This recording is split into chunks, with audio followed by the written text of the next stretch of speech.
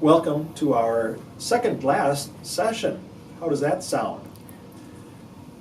In this session, we're going to have an opportunity to understand Judaism.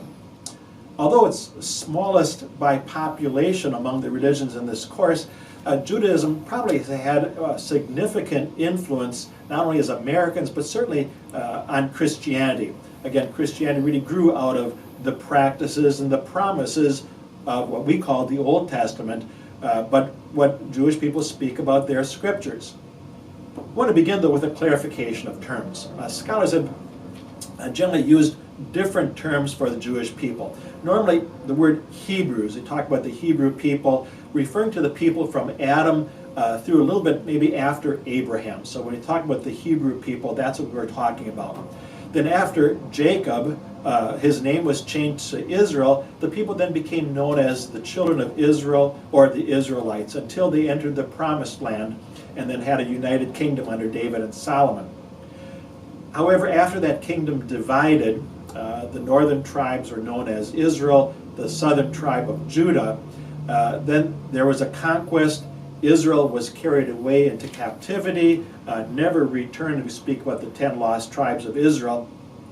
So they only had Judah left, and they became then known as the Jews. And so from the time of the captivity, the Babylonian captivity, and after that, the term Jew then became kind of the dominant term throughout the rest of the Bible. In the middle of the last century, the nation Israel was created. But the citizens of that nation are not known as Israelites or the children of Israel, but rather as Israelis. And so a lot of Christians will sometimes get mixed up. They say, oh, the people of Israel today are the same as the people of Israel in the Bible. Not at all. There are many more secular Jews living in Israel. And so, again, it really is a very different understanding. Judaism, or the Jewish people, really would be the best term for us to use. So I'll speak about Jews or Judaism, and our textbook also does that. In our chapter, it talks about Judaism, and that's really the proper understanding. Again, most Christians understand the history of Israel from Adam through the life of Christ. A temple worship for them and the sacrifices were key activities in early Judaism. With the destruction of Jerusalem and the temple in around 70 A.D., the Jews became known as people of the book.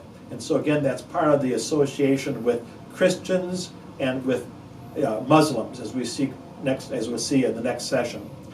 The Jewish Bible is called Tanakh, which will be explained in our study guide, so I won't give you that clue. But Tanakh is really the proper way to speak about the Hebrew Bible, or for Christians, the Old Testament. The Hebrew Bible, though, held the promises of a Savior, but when he appeared, unfortunately, he wasn't recognized by the Jewish people, as the Gospel of St. John begins and tells us.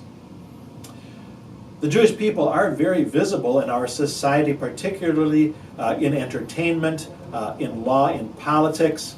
If you think about just even comedies, there are a lot of Jewish jokes. Well, part of this is because Jewish people really became key. So we think about the Marx Brothers, the Three Stooges, Jack Benny, George Burns, Woody Allen, Jerry Lewis, Jerry Seinfeld. You kind of get the whole idea. To be in kind of the front is really kind of part of the Jewish characteristic, kind of make fun of themselves, but also to get their message out.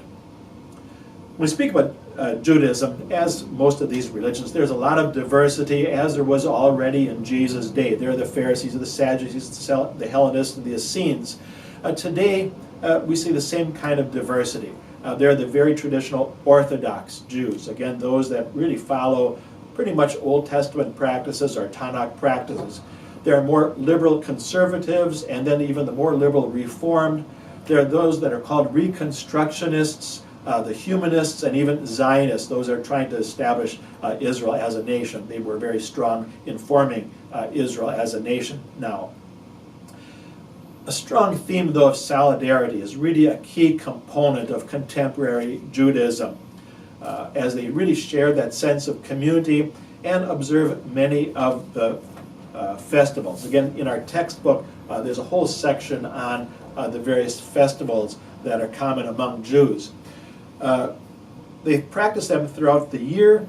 Most have agrarian or farming origin, although there are a few that are in the sense of, for example, Passover and Hanukkah really had more historic elements to them. Even non-observing Jews will recall the deliverance of the people of Israel, recognize some of these practices. They will think about the Passover with the deliverance of people.